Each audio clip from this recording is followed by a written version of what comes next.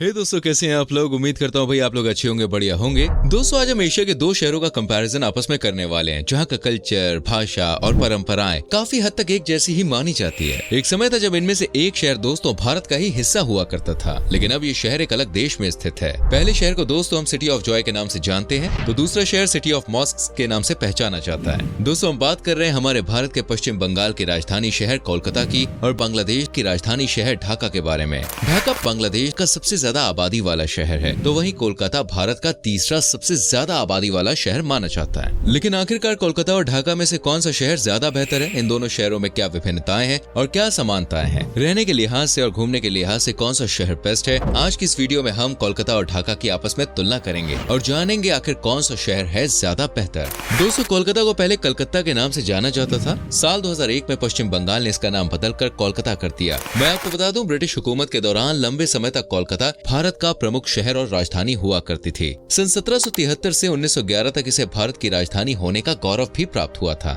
वहीं ढाका सहित पूरा बांग्लादेश सन 1947 तक भारत का ही हिस्सा हुआ करता था, लेकिन अंग्रेजों से आजादी मिलने के बाद यह पाकिस्तान के हिस्से में चला गया और इसे ईस्ट पाकिस्तान का नाम दे दिया गया। सन 1971 में भारत ने बांग्लादेश को पाकिस्तान से आजाद कराया और इसके बाद ढाका को बांग्लादेश की राजधानी बना दिया गया। कहा जाता है कि ढाका में मौजूद ढाकेश्वरी मंदिर के नाम पर इस स्थान का नाम ढाका रखा गया था। वर्तमान समय में कोलकाता की कुल आबादी दोस्तों 1.5 करोड़ के आसपास है, तो वहीं ढाका की टोटल पॉपुलेशन 2.1 करोड़ तक पहुंच गई है। कोलकाता और ढाका दोनों ही शहरों में काफी ज्यादा भीड़ भाड़ देखने को मिलेगी। कोलकाता की डेंसिटी पॉपुलेशन करीब 24,000 है, तो वहीं ढाका में प्रति वर्ग किलोमीटर एरिया में 30,093 लोग रहते हैं। दोस्तों, कोलकाता और ढाका दोनों ही तेजी से विकसित होने वाले शहरों में शुमार है। कोलकाता की GDP 150 बिलियन डॉलर्स के आसपास है, तो वहीं ढाका इस मामले में थोड़ा आगे नजर आता है। ढाका की GDP 160 बिलियन डॉलर्स को टच कर चुकी है। कोलकाता की अर्थव्यवस्था steel, heavy engineering, mining, minerals, cement, pharmaceuticals, processed food, agriculture, electronics, textiles और जूट आदि के कारोबार पर टिकी हुई है।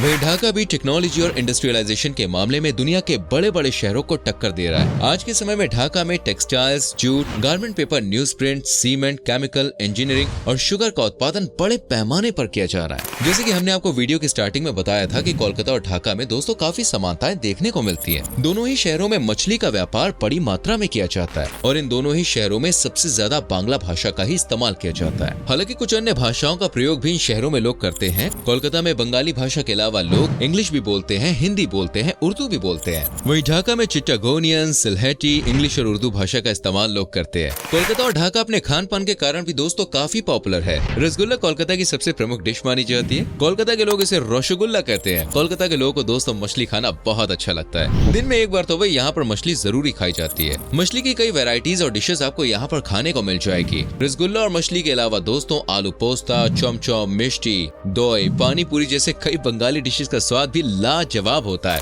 ढाका में भी बंगाल की तरह ही मछली और चावल का इस्तेमाल सबसे ज्यादा किया जाता है। रसगुल्ला, पंता भात, मिष्टी, दोई, शामी कबाब, ढोकर, डालना, इलिश कढ़ी, बिरयानी और हलीम जैसे व्यंजनों का ढाका में लोग खूब स्वाद लेकर खाते हैं। कोलकाता और ढाका के रिलीजन में काफी ज्यादा अंतर देखने को मिलता है। ढाका में 90% से ज्यादा आबादी मुसलमानों की है। हिंदू आबादी ढाका में अल्पसंख्यक है। इसके अलावा ईसाई और बौद्ध धर्म के भी कुछ लोग ढाका में रहते हैं। वहीं कोलकाता में करीब 76% आबादी हिंदू समुदाय के लोगों की है और 20% मुसलमान कोलकाता में रहते हैं। साथ ही ईसाई, जैन, बौद्ध और सिख धर्म के लोग भी कोलकाता में रहते हैं। दुर्गा पूजा कोलकाता का सबसे प्रमुख फेस्टिवल माना जाता है दोस्तों। इस दौरान कई दिनों तक पूरा शहर रोशन कर दिया जाता है और जगह जगह मेले आयोजित किए जाते हैं। दुर्गा पूजा के अलावा सरस्वती पूजा, काली पूजा, जमाई षष्ठी जैसे कई त्योहार यहाँ पर आयोजित किए जाते हैं। वहीं ढाका में ईद का त्योहार सबसे ज्यादा धूमधाम से मनाया जाता है। रमजान महीने के दौरान शहर में अलग ही चकाचौंध देखने को मिलती है। रात भर यहाँ के बाजार खुले रहते हैं और लोग जमकर शॉपिंग करते हैं। कोलकाता शहर का ट्रांसपोर्ट सिस्टम काफी अच्छा है। भारत में पहली मेट्रो रेल भी कोलकाता में ही चली थी। सन 1984 से कोलकाता में मेट्रो ट्रेन चलाई जा रही है। इसके अलावा टैक्सी और बस जैसी सुविधाएं भी कोलकाता में आपको आराम से देखने को मिल जाती है। गली मोहल्लों में ट्रेवल करने के लिए आज भी कोलकाता में हाथ से खींचने वाले रिक्शे चलते हुए नजर आ जाएंगे। कोलकाता में सड़कों पर ट्रैफिक पुलिस हर टाइम तैनात रहती है। लोग कोलकाता में ट्रैफिक नियमों का अच्छे से पालन करते हैं। वहीं ढाका इस मामले में बिल्कुल विपरीत नजर आता है। ढाका में ट्रांसपोर्ट के बहुत अच्छे ऑप्शंस मौजूद नहीं है। यहाँ की सड़कों पर हर टाइम भीड़ भाड़ और जाम नजर आता है। कहा जाता है कि ढाका में अगर समय पर एयरपोर्ट पहुँचना है तो 4 घंटे का एक्स्ट्रा समय लेकर आपको घर से निकलना होगा, तभी आप समय पर एयरपोर्ट पहुँच पाएंगे। रिक्शा, टैक्सी और बस जैसी सुविधाएं भी आपको ढाका में मिल जाती है, लेकिन कई बार लोग लोग पैदल अपनी मंजिल तक ज्यादा जल्दी पहुंच जाते हैं। ढाका में ट्रैफिक पुलिस का भी कोई ज्यादा जोर नहीं चलता है और लोग जमकर ट्रैफिक नियमों का उल्लंघन करते हैं। कोलकाता का सबसे प्रमुख एयरपोर्ट नेताजी सुभाष चंद्र बोस एयरपोर्ट है, जो भारत का 5वां सबसे व्यस्त हवाई अड्डा है। वहीं ढाका का हजरत शाहजलाल एयरपोर्ट ढाका का ही नहीं बल्कि पूरे बांग्लादेश का सबसे बिजी एयरपोर्ट है। कोलकाता और ढाका के बारे में कुछ और रोचक बातें मैं आपको बता देता हूँ दोस्तों। कोलकाता में भारत की सबसे बड़ी लाइब्रेरी मौजूद है। इस नेशनल लाइब्रेरी में 22 लाख से ज्यादा किताबें हैं। साथ ही हर साल कोलकाता में किताब मेले का आयोजन भी किया जाता है। दुनिया की हर किताब आपको इस मेले में दोस्तों मिल जाएगी। कोलकाता में मौज मस्ती और लाइफ को एंजॉय करने के कई साधन मौजूद हैं। यहाँ पर कई नाइट्स क्लब हैं जहाँ पे आप जमकर पार्टी कर सकते हैं। इसके अलावा कोलकाता में ही दोस्तों विश्व प्रसिद्ध रेड लाइट एरिया सोनागाची भी मौजूद है, जहाँ हजारों औरतें काम करती है। कोलकाता के लोग फुटबॉल खेलना बहुत पसंद करते हैं। भारत का सबसे बड़ा और दुनिया का दूसरा सबसे बड़ा फुटबॉल स्टेडियम कोलकाता में ही बना हुआ है, जिसका नाम सॉल्ट लेक स्टेडियम है। कोलकाता में कई फुटबॉल क्लब्स भी बने हुए हैं। 1959 में भारत का पहला टीवी और 1985 में भारत का पहला मोबाइल फोन भी कोलकाता में ही इस्तेमाल किया गया था। इसी से फ्रेंड्स आप अंदाजा लगा सकते हैं कि कोलकाता शहर शुरुआत से ही विकास और टेक्नोलॉजी के मामले में कितना आगे है। वही बात करें ढाका की, तो ये शहर रहने के लिहाज से कोलकाता से थोड़ा महंगा माना जाता है, लेकिन दोस्तों महंगा होने के बाद भी ना यहाँ की क्वालिटी ऑफ लाइफ बेकार है। ग्लोबल लिवेबिलिटी सिटी इंडेक्स में ढाका को सेकंड लास्ट पोजीशन पर रखा गया था।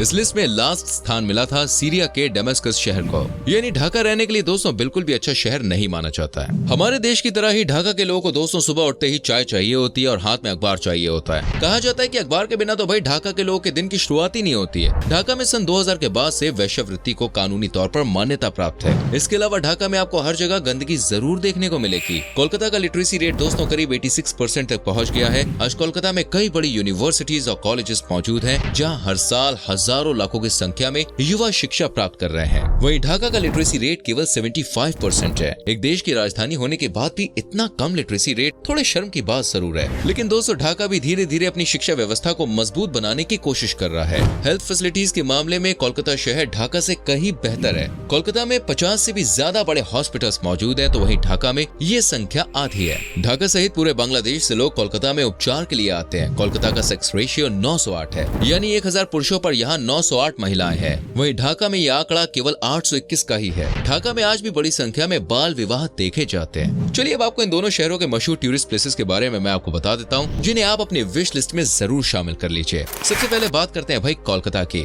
इस शहर की सबसे प्रसिद्ध जगह है दोस्तों विक्टोरिया महल। ये महल क्वीन विक्टोरिया के लिए 1901 में लॉर्ड कर्जन द्वारा बनवाया गया था। इस महल में कुल 25 कमरे हैं और 3500 से ज्यादा वस्तुओं का संग्रह इसमें किया गया है। इसके अलावा हावड़ा ब्रिज भी कोलकाता की शान माना जाता है। ये पुल हावड़ा शहर को कोलकाता से जोड़ने का काम करता है। इसे गेटवे ऑफ कोलकाता भी कहा जाता है। ये पुल हुगली नदी पर बना हुआ है और स्थानीय लोग इसे रविंद्र सेतु भी कहते हैं। भारत का सबसे बड़ा और दुनिया का सबसे बड़ा तारामंडल बिरला प्लेनेटेरियम भी कोलकाता शहर में ही स्थित है। बच्चों के साथ आप इस तारामंडल की सैर कर सकते हैं। भारत का सबसे पुराना चिड़ियाघर, जिसका नाम दोस्तों एलिपोर जू है, वो भी कोलकाता में ही स्थित है। इसकी स्थापना 1875 में की गई थी। यहाँ पर रॉयल बंगाल टाइगर सहित कई जानवर आपको देखने को मिल जाएंगे। कोलकाता के इंडियन बोटेनिकल गार्डन में दुनिया का सबसे बड़ा बरगद का पेड़ लगा हुआ है। ये एक पेड़ 3.5 एकड़ एरिया में फैला हुआ है, जो देखने में पूरा एक जंगल लगता है। इस पेड़ का नाम दोस्तों आचार्य जगदीश चंद्र बोस रखा हुआ है, जो एक महान वैज्ञानिक थे। बेलर मैथ कोलकाता की एक और प्रसिद्ध डेस्टिनेशन है। स्वामी विवेकानंद जी ने अपनी जिंदगी के कई साल दोस्तों यहीं पर बिताए हैं और ये जगह हिंदुओं के बीच प्रमुख आस्था का केंद्र है। ये मठ कुल 40 एकड़ जगह में बना हुआ है। Dakshineswar Kali temple, Saint Paul's cathedral church यहाँ के 200 प्रमुख धार्मिक केंद्र हैं। भारत का दूसरा सबसे बड़ा क्रिकेट स्टेडियम ईडन गार्डन्स भी कोलकाता शहर में ही मौजूद है। अहमदाबाद के नरेंद्र मोदी स्टेडियम से पहले ये भारत का सबसे बड़ा स्टेडियम हुआ करता था।